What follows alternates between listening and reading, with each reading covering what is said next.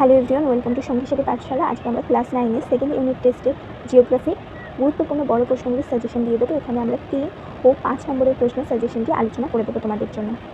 তোমাদের second unit টেস্টে 4টি চ্যাপ্টার রয়েছে। পৃথিবী পৃষ্ঠের কোনো স্থানের অবস্থান নির্ণয়, ভূগাঠনিক প্রক্রিয়া ও পৃথিবীর বিভিন্ন ভূমিরূপ, আবহাওয়া বিজ্ঞান, পশ্চিমবঙ্গের অবস্থান ও প্রশাসনিক বিভাগ ও প্রাকৃতিক পরিবেশ।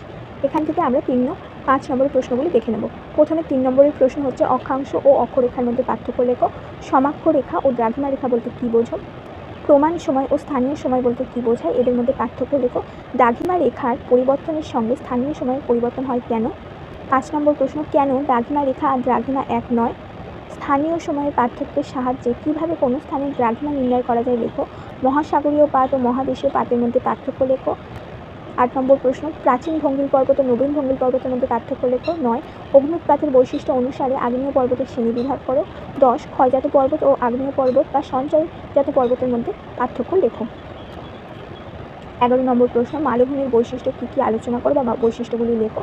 মানব জীবনের উপর মালভূমির প্রভাব উল্লেখ করো। ক্ষয়জাত মালভূমি ও ভূ আন্দোলনজাত মালভূমির মধ্যে প্রধান পার্থক্যগুলি লেখো।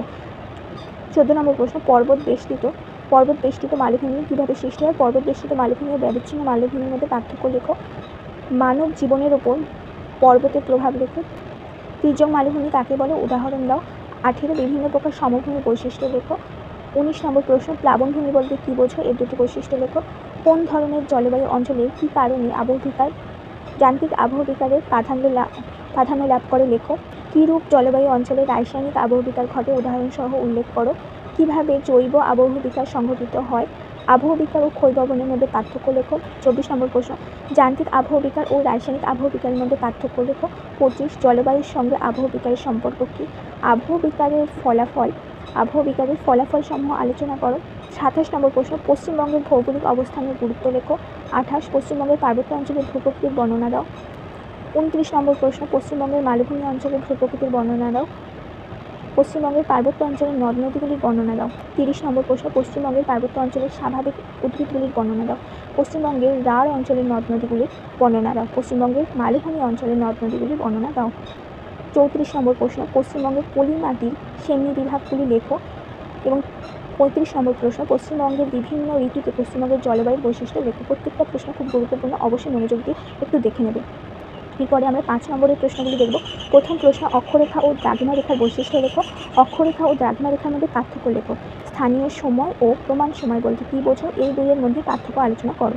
4 নম্বর প্রশ্ন, আন্তর্জাতিক তারিখ রেখা ভৌগোলিক বিবরণ দাও। ভূপৃষ্ঠের ওপর কোনো স্থানের অবস্থান কীভাবে নির্ণয় করা যায় তা ছবি এঁকে বোঝাও বা ছবি সহ বোঝাও। 6 নম্বর প্রশ্ন, আগ্নেয় পর্বতের বৈশিষ্ট্যসমূহ আলোচনা করো। 7 নম্বর প্রশ্ন, ক্ষয়জাত পর্বতের বৈশিষ্ট্যসমূহ লেখো। 8 মালভূমি সৃষ্টির কারণসমূহ সংক্ষেপে বর্ণনা করো। 9 নম্বর প্রশ্ন, যে কোনো 3 ধরনের মালভূমির উৎপত্তি চিত্রসহ ব্যাখ্যা করো। 10 পাতস সঞ্চরণ তত্ত্ব অনুসারে ভঙ্গিল পর্বতের উৎপত্তি সম্পর্কে লেখো। 11 নম্বর প্রশ্ন, পাতস সঞ্চরণ তত্ত্ব অনুসারে বিভিন্ন পর্বতের উৎপত্তি সম্পর্কে লেখো। স্তূপ পর্বতের উৎপত্তি আলোচনা করো। 13 নম্বর প্রশ্ন, সমভূমি বলতে কী বোঝো? উৎপত্তি ও গঠন অনুসারে বিভিন্ন সমভূমির শ্রেণীবিভাগ উল্লেখ করো। 14 প্লাবনভূমি ও বদ্বীপ সমভূমি গড়ে ওঠার কারণ লেখো। 15 যান্ত্রিক আবহবিকারী প্রক্রিয়াসমূহ সংক্ষেপে বর্ণনা দাও। 16 নম্বর প্রশ্ন, রাসায়নিক আবহবিকারীর বিভিন্ন পদ্ধতিগুলি বর্ণনা করো। 17 উৎপত্তি অনুসারে মাটির শ্রেণীবিভাগ করো। 18 নম্বর প্রশ্ন, মাটির উৎপত্তি, প্রাকৃতিক ও জৈবিক প্রক্রিয়াগুলি ব্যাখ্যা করো।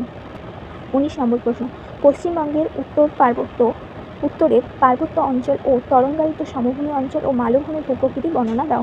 20 নম্বর প্রশ্ন, পশ্চিমবঙ্গের মধ্য ও দক্ষিণের সমভূমির বিভিন্ন ভাগগুলির নাম করো এবং প্রত্যেক ভাগের বিবরণ দাও।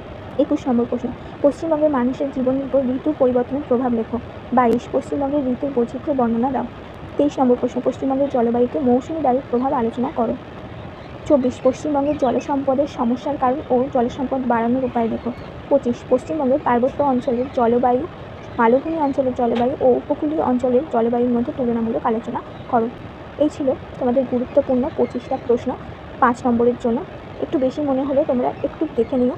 এই প্রশ্নগুলো অনেক বেশি মনে হলে 2-1 বার দেখলেই তোমরা অতি সহজে প্রশ্নগুলোকে আয়ত্ত করে ফেলতে পারবে। আর ইতিমধ্যে আমরা তোমাদের বড় প্রশ্নের সাজেশন, বেঙ্গলি আর হিস্ট্রি উল্লেখ করে দিয়েছি।